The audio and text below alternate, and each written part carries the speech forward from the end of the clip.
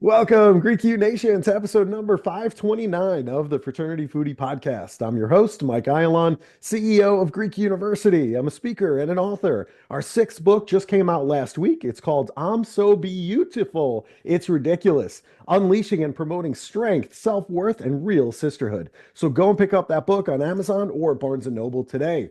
We call these episodes the Fraternity Foodie Podcast because there is nothing like great food to bring college students together. Fun fact, our TikTok account has been getting a ton of traction over the last year, but we all have to learn from somebody on how to do that. Luckily, there are lots of folks on TikTok that are willing to show you the way. Our next guest is someone who has a massive 1.3 million followers on TikTok, and using her tips, I was able to get the following that I wanted on that platform. Today, she's on our show to show you the way as well. Rachel Pederson is the queen of social media. Long live the queen. She is an expert in all things social media, literally every platform. She delights in empowering businesses with social media strategies that support massive needle-moving growth. And she teaches busy people how to find freedom by becoming successful social media managers without sacrificing the things that matter the most, including your family, your friends, and your dreams. Welcome to the show, Rachel. Mike, I'm so happy to be here. Thank you for having me. Hey, it is an honor to have you on the show. I've been just a fan guy over here watching you for so long and getting those emails, getting all the tips from you all the time. So it is an honor to have you on the show and then, of course, share you with all of our college student listeners. So thank you so much for being on the show. And, I love to learn about people's upbringing because I think that's really the formative years. That really kind of indicates where you're going as a person. And the interesting thing about you, I know that nobody really asked you about this, but I think it's critical because from age 13 to 16 years old, you were in the Naval Sea Cadet Corps where you learned how to scuba dive, you learned how to shoot accurately, and you were rappelling down huge walls. I need to know, what did you take from this experience? Okay, so first and foremost, what you said was so big. You are asking a question that I wish more people asked. I just actually wrote a TikTok prompt the other day, and it was, what is an accomplishment or a part of your life that you wish you had more opportunities to talk about? And my answer was the Navy Sea Cadets. Yeah. So, okay, so basically, yeah, I was a pretty troubled teen, I'll be super honest. I wasn't getting into trouble, but I was troubled. And I didn't really like have kind of a plan or a path for my future. So if anyone's listening and they're like, I kind of feel like I was a mess up, it's okay. Don't worry, you can turn things around. And so I'll be super honest. I chased a boy into the Navy Sea Cadets. Oh, A boy I really liked, signed up for it. And I was like, I could do that. And my parents loved it because they're like, oh, she's going to go to boot camp. My dad's actually former military as well. And so he's like, I love this. It's going to teach her like discipline, chain of command, all of the above. And it was honestly one of the most magical times of my whole entire life, because having to be regulation uniform when I am someone who likes to stand out, right, was weird. I can't tell you how many times they said Cadet Bell. That was my last name, Cadet Bell. You need to remove the pink nail polish before you stand in formation. So, but it was a beautiful time. It pushed me and kind of unlocked skills that I didn't know I had. Where I grew up, there wasn't a ton of opportunity. So I grew up in a pretty broke city, to put it really nicely. Like, my house has been shot, and the house like across the street from me has burned down several times. We have like meth dens in our neighborhood. It's pretty rough. mm, And so I didn't really see a path because people in my neighborhood didn't really go to college. Sometimes they would do like trade school or something like that. And so I didn't know what my life was going to look like. And in the Navy Sea Cadets, I realized, whoa, I'm capable of more than I realized previously, or that anyone would have ever told me. So, for example, I learned that I could memorize things really quickly or learn anything. I was actually the number one competitor for semaphore, where they use the flags to signal Hmm. from boat to boat. Sure. And I competed in Great Lakes against a bunch of other squadrons and got first place in semaphore. And that was so huge. And I just remember like my team, we were the final event, and this was like the tiebreaker. And I got first place, and the team, they couldn't help themselves. They all like just gave me this big hug, and we were like jumping all together. And I was like, I can do great things. I can kind of learn anything. Hmm. Um, it also pushed me in directions that I didn't realize um, oh, I could do. So, for example, when I took on a culinary training in California, where it was 30 days over the summer in California, and we had to feed 500 people fast. So, we would wake up at 5 a.m. and learn how to cook rapidly. Like, how do you prepare 500 meals so it stays hot for everyone? Hmm. And those types of things wowed me. But I think the biggest thing it taught me was how to stand and show self-respect, how to address superiors. And I'm not talking about like putting people on a platform, but more how do you connect and communicate with someone in a way that shows reverence Hmm. and also still shows that you respect yourself. It was life changing. I'm not gonna lie. Yeah, that makes total Yeah. sense. I mean, I think it Hmm. comes through today. All of those experiences that you had. That is just so Oh, fascinating. So glad that we got a chance to talk about that. thank you for Super, asking. really, really good. And what happened to that boy, by the way? Did you ever figure out what happened to him? Well, I was his first kiss. Uh-huh.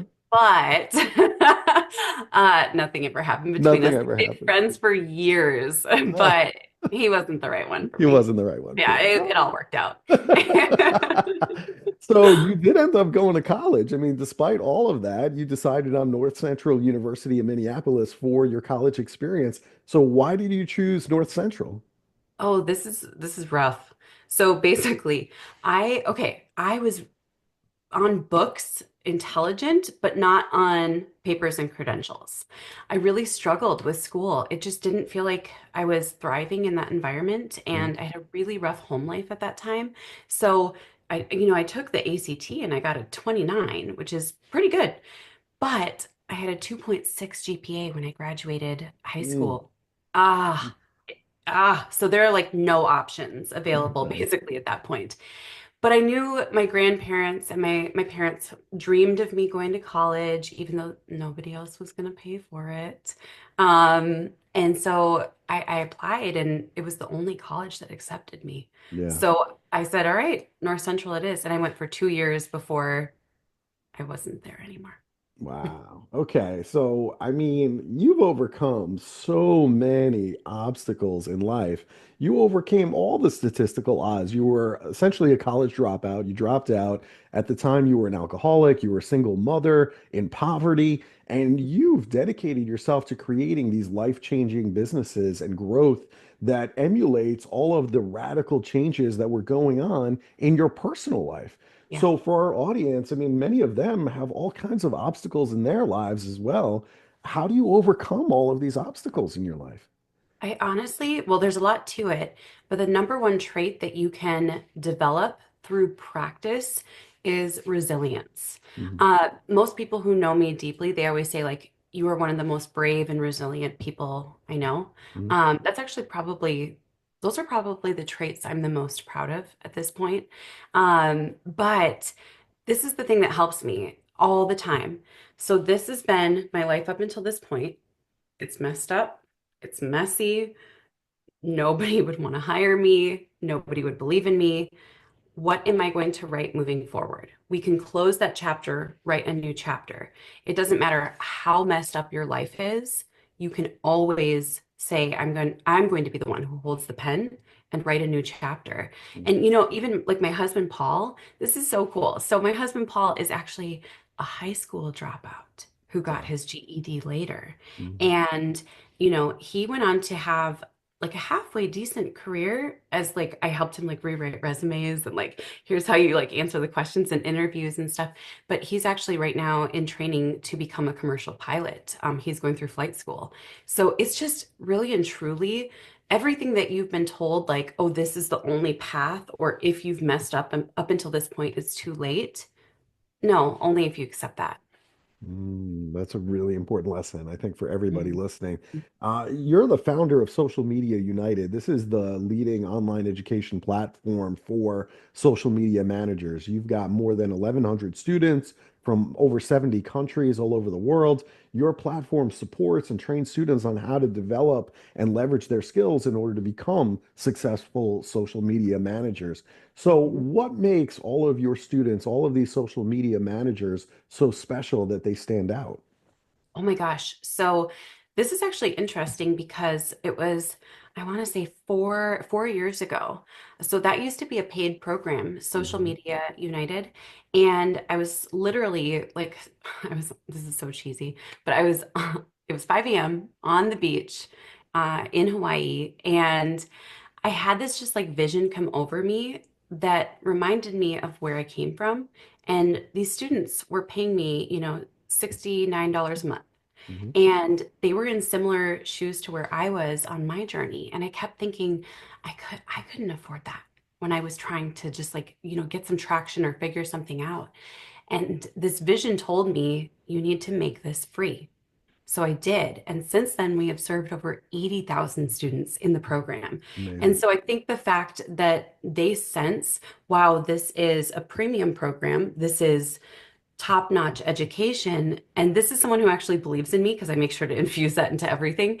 Um, they dive in and they take action. Action, by the way, taking action on the things that you learn is something that I think is so crucial, don't you? It's Absolutely, 100%. huge. 100%. It's huge. I mean, listen, that's everything for me. I want to go onto college campuses and give them some resources, but I think what gives me the most fulfillment is watching what they do with the information that I give them. So, for example, if I'm teaching sexual assault prevention to college students, when they send me the article showing that they're teaching consent on campus in this little, stand that they have in the student union, or they're teaching bystander intervention, with a group of fraternity men for their next social event, and they'll take a picture and then they'll submit it to the local newspaper, and then a news article gets printed. That's like the beauty is what do you do with Yeah, what I give yeah, you? And so when I yes. see that like 6 months later and they still remember where they learned that, I'm like, you guys, I,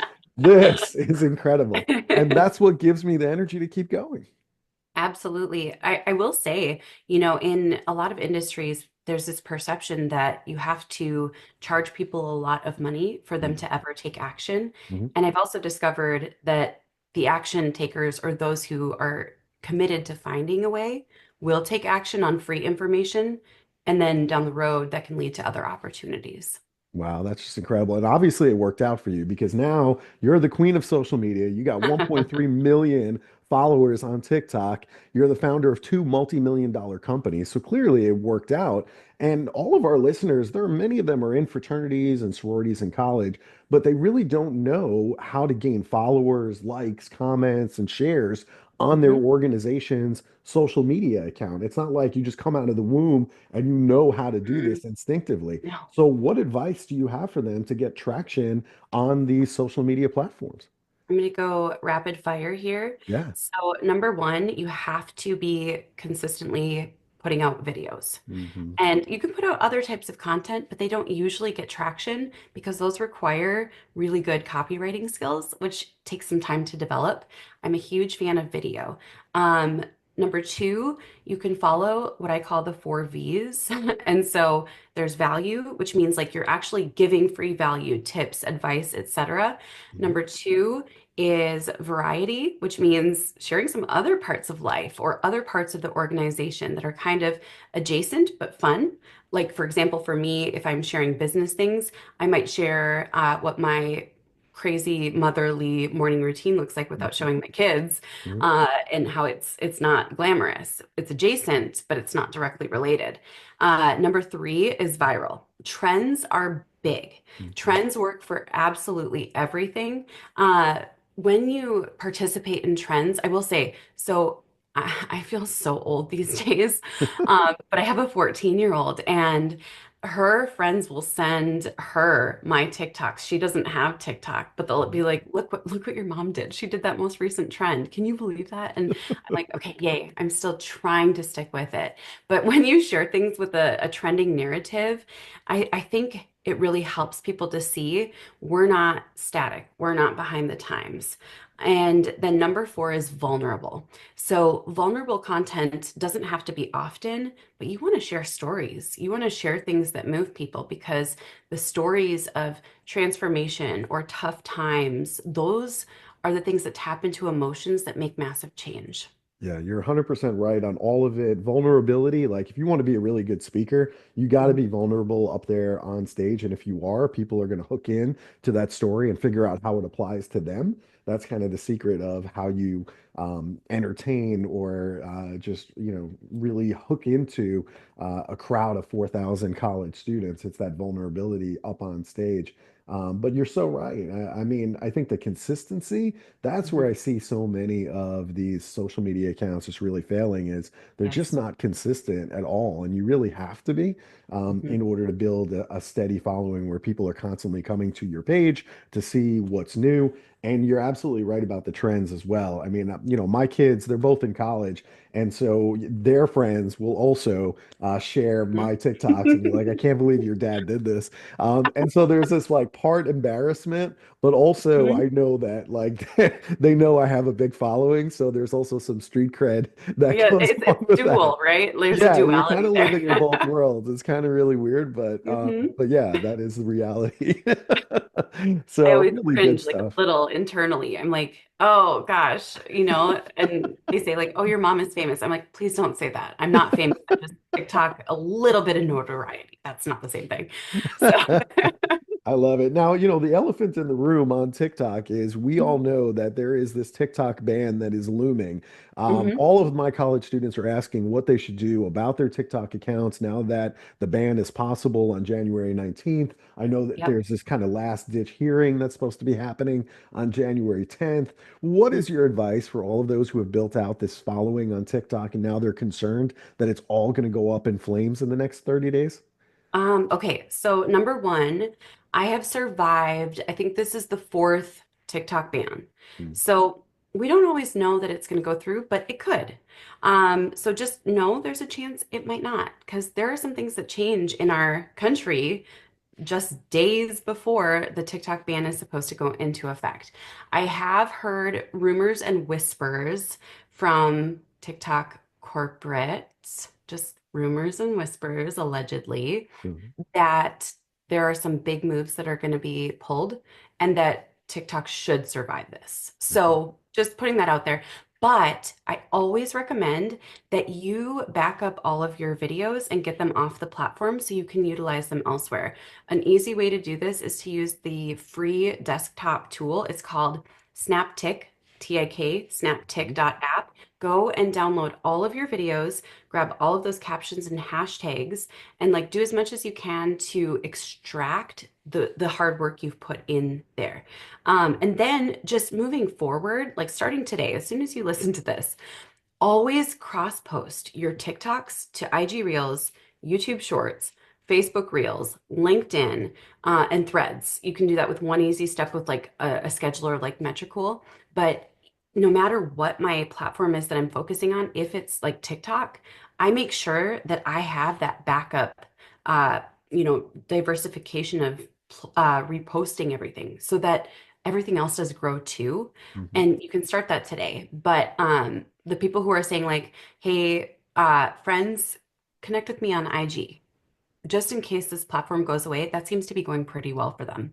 Yeah, really good stuff. I agree with you. I think we could all meet up on IG and then figure out where to go from there. Worst case scenario, but I use Snaptic every day to Yes. download all my videos. I just do it on a daily basis so that way I have all of that content automatically. Yep. And I think that's really, really good stuff. Now, you have this book out. It's called Unfiltered: Proven Strategies to Start and Grow Your Business by Not Following the Rules. And what's really interesting is you were really vulnerable in the book. I mean, you're talking about some of the things in your life that did not go right, going back to the vulnerability, right? Yeah. Why is this vulnerability so important to you? Vulnerability is super important to me because when I first got into business, there was a whole host of these like established gurus, right? These Mhm. experts, the people who have the massive platforms. And every time I looked at their social, their content, everything, their lives were perfect. And when they shared vulnerability, it was fake vulnerability. Like, this morning I had a tough time. Okay, you're not giving me anything. And it made me feel like, okay, so I have, mental illness disorders, a traumatic background. Does this mean I can't make it? Because I'm not perfect. I'm not even close. I mess up, I struggle. I have to, get in there and deal with real issues every single day here and here. And when I saw just this constant barrage of perfection, it was actually really discouraging. Mm. And I said, you know what? What if I do it differently? So I shared vulnerability from almost day one. And I actually believe that's what helped me to grow faster. I'm going to share the ugly because it can get pretty ugly some days. Yeah, good for you. I love You. that about you, and I love that about your account, and I think that is what draws people in. I mean, there's just so much perfection and curation, and everybody's perfect day on Instagram. So it's just great to see somebody being real and like, this is my Yeah. day every day, and it's not Yeah. glamorous at all. Like, Mm-mm. and I want to show you what it looks like so you Yeah. understand my life. I love Yeah. it. I think it's fantastic.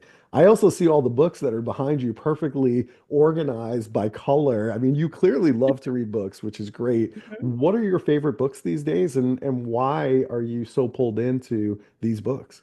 I'm going to share a couple of different categories because I Okay. have different categories that I love. Uh-huh. So lately, I'm mostly into fiction and psychology and psychology memoirs. Hmm. But if you like woo-woo stuff or like kind of like fortune cookies or any of that, this is my hands down favorite book. It's on my desk because I check it all the time. So Uh-huh. it's the Complete Notes from the Universe. It's super woo-woo. It's super cheesy, but like there's every single page is really short and you can just grab one and read it. So anytime I'm having a hard time, I'll open it to a note from the universe randomly, Uh-huh. read it, and it always meets the need.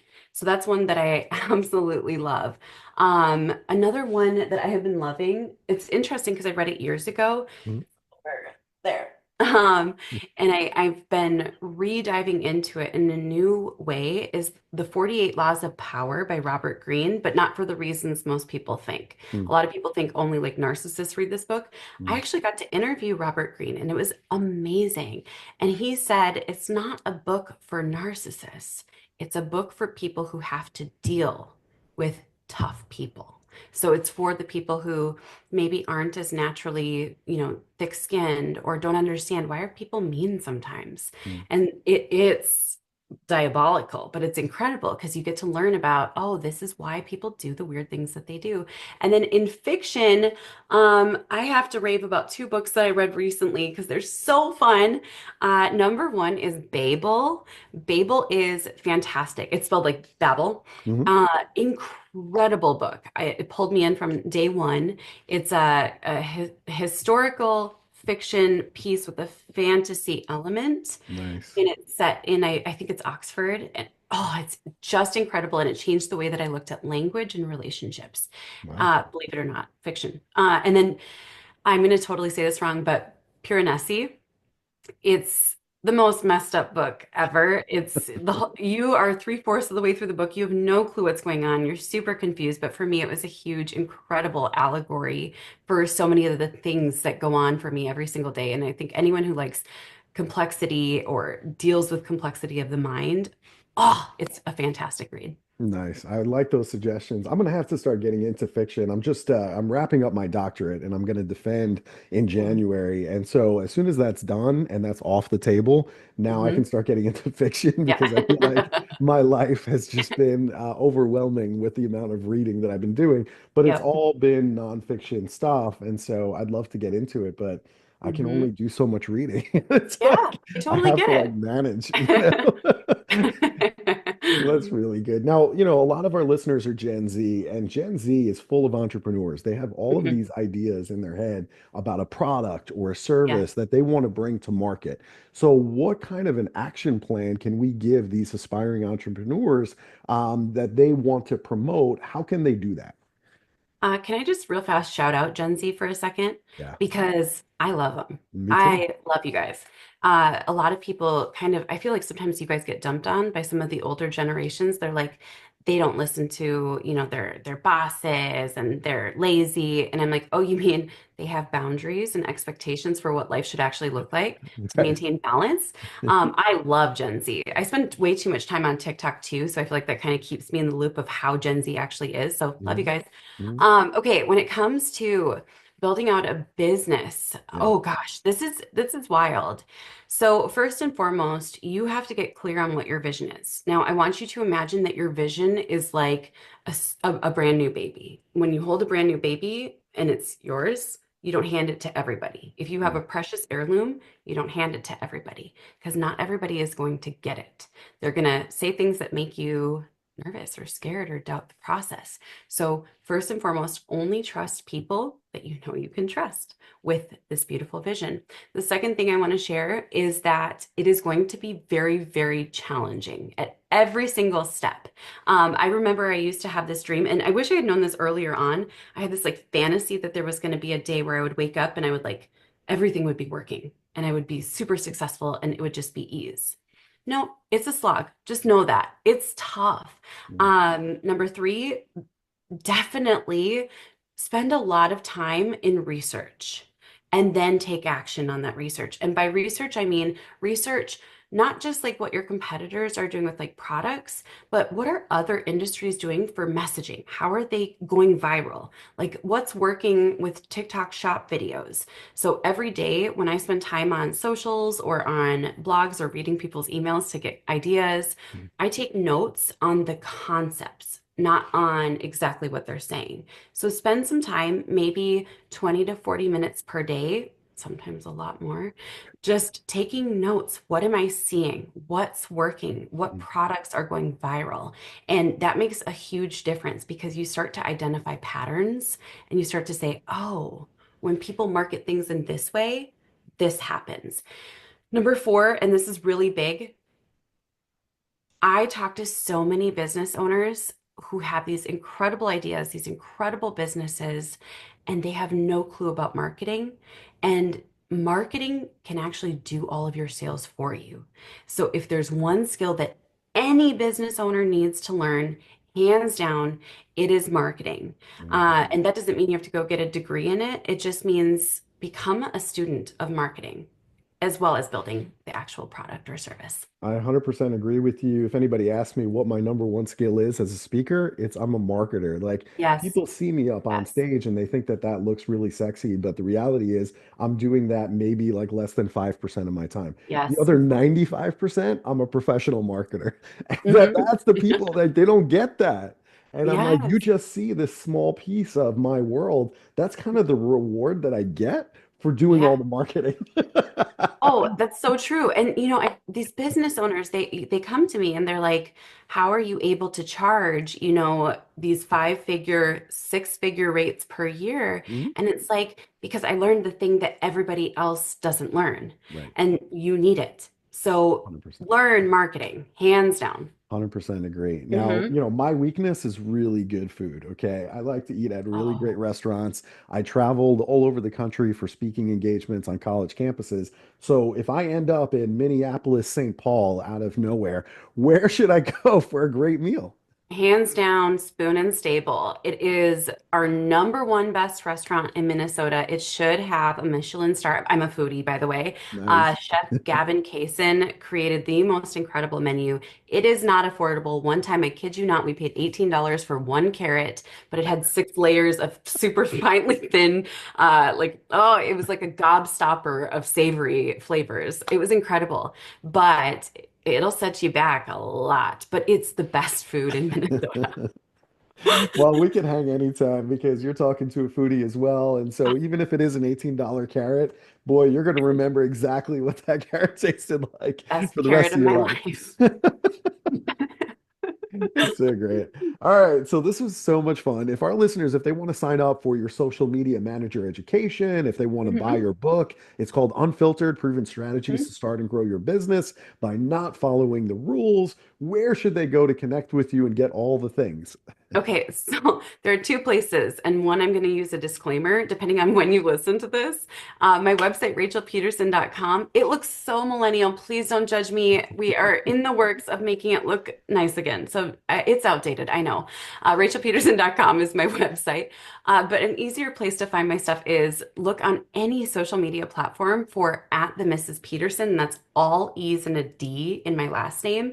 And that's kind of where you can find like I put out so much free and educational stuff on marketing every single day. Yeah. Well, listen, I just want to say thank you on behalf of all of your followers, all the people that get your emails all the time. It's just so helpful. I probably don't reply back enough to say, "Oh, Rachel, this was like super helpful Oh, for me." I should do that more just to let you it's know that okay. it's truly helpful.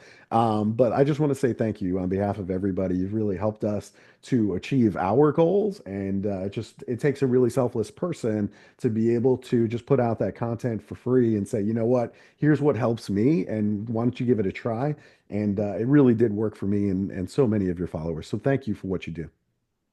Well, thank you. That's all I'm gonna say. I get like bashful about that part. So yeah, thanks. Of course, of course. Listen, and to our listeners, if you enjoyed this conversation with Rachel, I want you to do a couple of things. Number one, I want you to like and share this with somebody who needs help with social media because this is really the person you need to be talking to. And also, I want you to go to Rachel's website. It's rachelpeterson.com, and then go and connect with her on all the social media platforms and then send her a message. Just say, hey, I found you on the Fraternity Foodie podcast and I absolutely loved it. And connect with her, send her messages, and just tell her how great she is. So thank you so much for listening to us today. We'll see you on the next episode of the Fraternity Foodie Podcast. Thanks for joining us, and we'll see you next time.